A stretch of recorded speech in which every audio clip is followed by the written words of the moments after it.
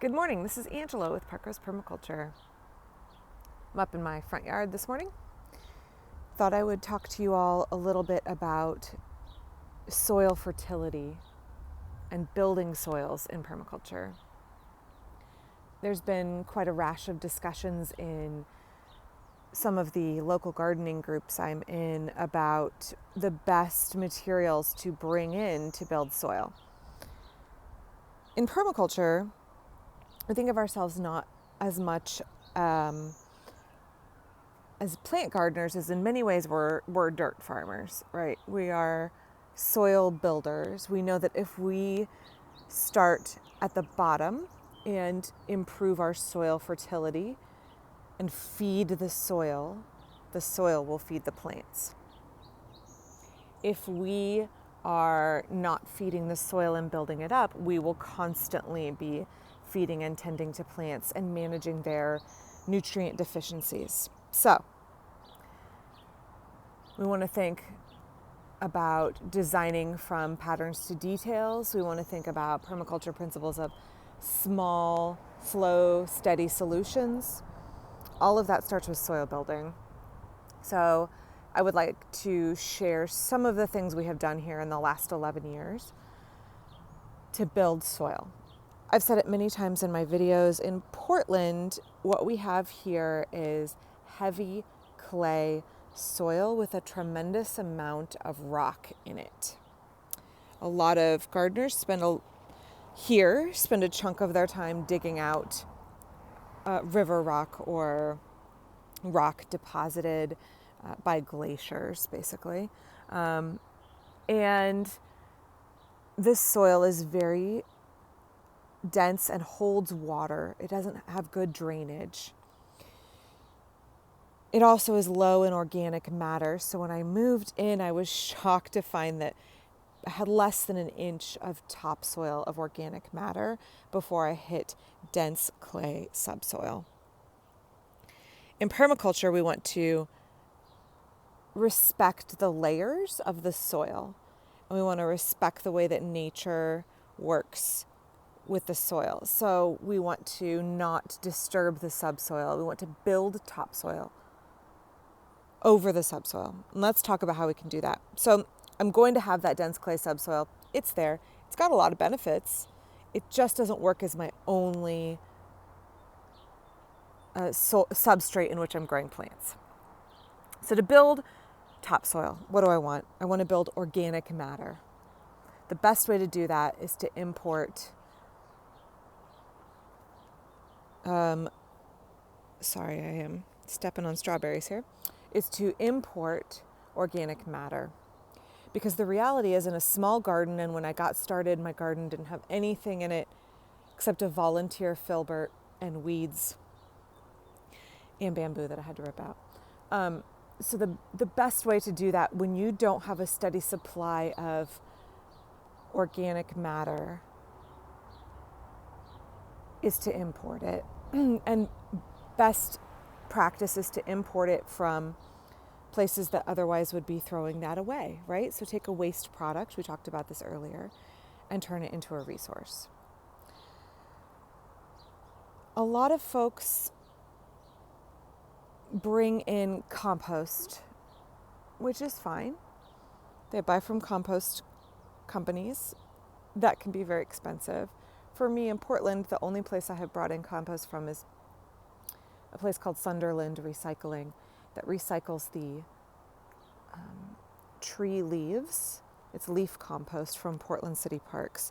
And the reason that I feel safe using that is that the leaves in the parks on the trees are not readily sprayed. So if you buy compost and you're not sure the source of it, you can end up with broadleaf herbicides. So that's the pyridine carboxylic acid group of herbicides in your compost, and those have a half-life of anywhere from a week to 40 days. So you're looking at sometimes 90 days, 80, 90 days of that being present in your soil and impacting your plants. So broadleaf herbicides tend to be utilized in hay production and grass production.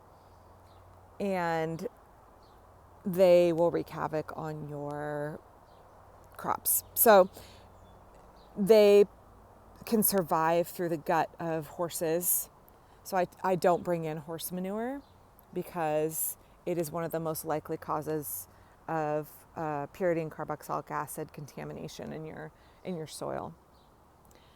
I do bring in a lot of wood chips. Again, trees tend to not be sprayed with things that are going to impact my productivity in my garden. So you can see I use wood chip mulch everywhere. I've made a couple of videos in the past about tips for using wood chips in the garden. And one of my big ones is if you can request hardwood and you can request fruit wood, those are good. You can use coniferous wood. It just is acidic until it breaks down. So a useful bit of information is that once the wood chips break down into soil, they're going to be pH neutral relatively.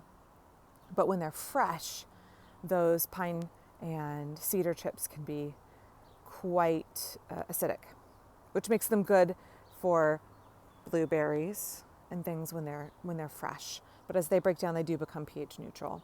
The other thing is I specifically request no black walnut and also no rhododendrons, nothing that has allelopathic properties. So black walnut has juglone in it, which can take 18 months to break down in the compost.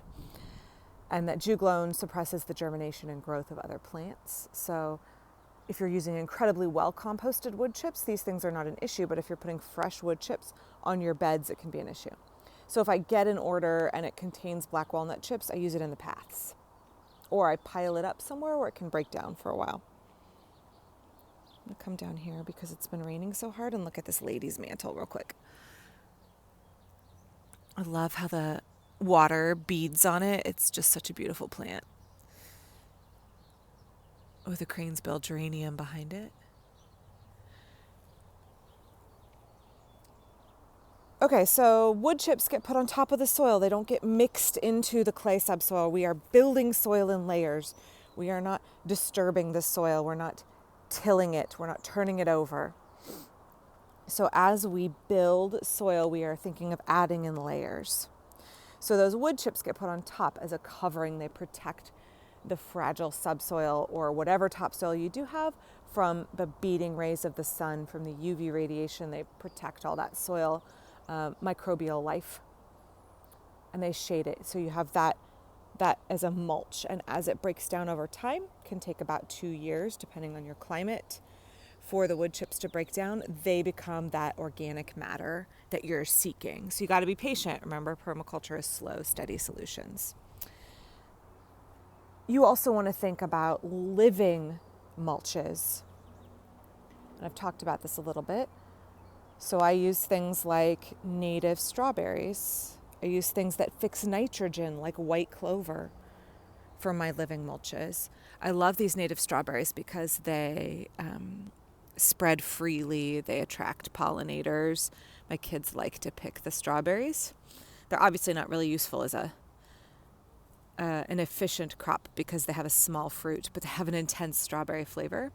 And they're good pollinators. And they make a really nice ground cover. This is all the taller that they get. So really good ground cover. And they also will do well in poor soil. So,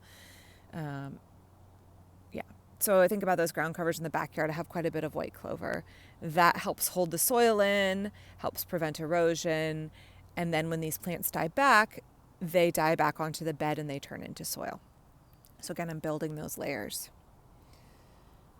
Some other ways you can build soil and have more organic matter. I'm going to walk over here slowly.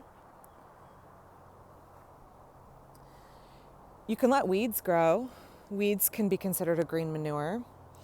So I tend to let dandelions grow. I tend to let, let's talk about this really quickly. This is dock, which is actually edible, and the seeds are edible, although not particularly tasty. This is yellow dock. And this is a dandelion. They're both growing in the path. They like poor quality soil, which is why I tend to get them in the paths. So when you have these kinds of plants, they have very big roots. If anybody's tried to dig out a dock plant, I'll come show you another one here. They have big roots. Here's one right here.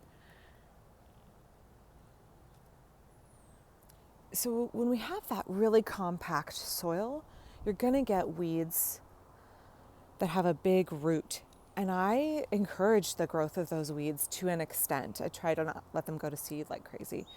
And I let them do the work of a broad fork for me. I let their big roots come in and bust up the soil for me. And then I dig them up. I'm going to pan over here really quickly. So thinking about letting those kinds of weeds proliferate to an extent so that they can bust up your soil for you. And then also intentionally planting things with big roots like rhubarb, like comfrey, that will also go down really deep. Comfrey can go 4 feet, 6 feet down with its root and break and open up that clay soil and help you have better drainage. So that's a way to aerate the subsoil without you doing anything and you not disturbing the layers. The other thing is, this is a new bed here that I put in less than a year ago, a couple months ago actually. This used to be a driveway. So this is a hugelkultur bed. And you can see right here and here, Mr. Moley has been busy. People get really irritated with moles when they have a lawn. Moles are great. They eat insects. Okay, they can dig up your plants as they're eating insects at the roots of your plants, but they aerate the soil fantastically. And for us here, again, poor drainage, I'm going to encourage moles. It does mean I often have to come and tidy up a bed. I have to take that soil and sometimes I put it back on the bed and put a little bit more mulch down. But I want to encourage the moles to do the work for me. So they are aerating my soil. They're creating drainage. I don't have to do anything except give them a home. So they are something that would be considered a pest. I'm turning them into a resource. Okay. So when we first moved here, I dug up some soil here. So this is kind of what our soil looked like initially. And you can see it's really clayey and it really sticks together. And there wasn't much in the way of organic material. And then I added lots of wood chips and the soil becomes much more friable as those wood chips on top break down. This is what you get now if you skim off. This is the subsoil. If you skim off the top layer from my garden beds, you get a mix of partially broken down organic material from all of my plants in my garden in the fall. My pumpkins, I just leave them in place when they're done. My tomatoes, I pull them up and chop them up. Actually, I often just leave the root part in the ground to decompose and I cut the plant off and I chop it up and I throw it right back on the bed. Everything gets thrown right back on the bed or thrown on a bed elsewhere in the garden. So like my, I don't want to like set up disease cycles. So if there's an area where I grew tomatoes this year, I'm going to chop and throw all those tomatoes back on the bed. I'm going to grow something different there next year. Or if I have an area where I grew potatoes, and I know I don't want to grow tomatoes there next year, I'll chop up and let it rest for a year from those nightshades, and I will throw all my summer squash vegetation back on top. When I harvest my rhubarb, I throw the leaves right back on the bed.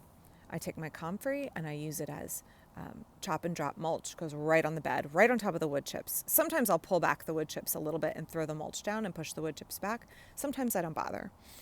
So with all of that going on, and also wood chips, you get after a few years really light soil.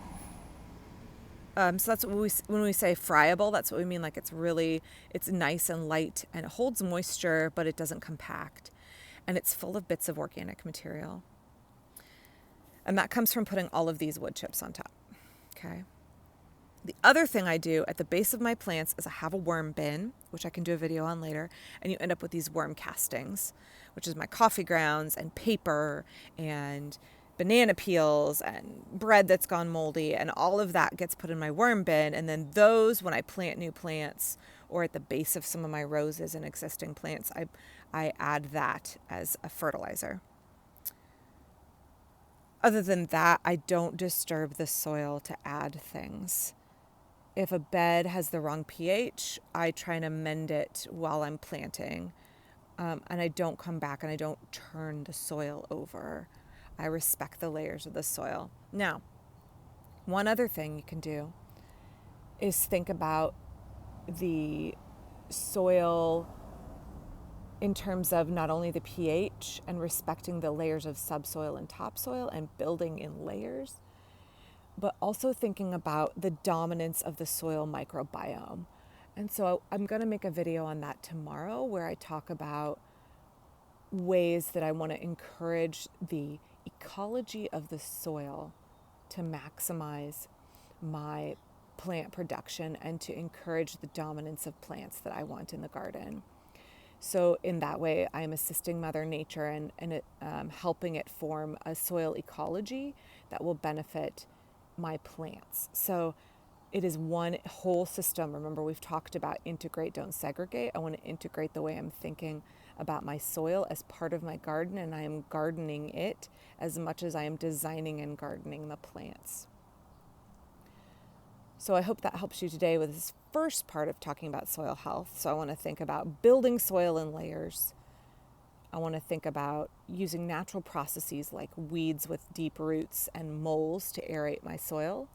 I want to think about adding organic material that is, if I'm importing it into my system, that is safe,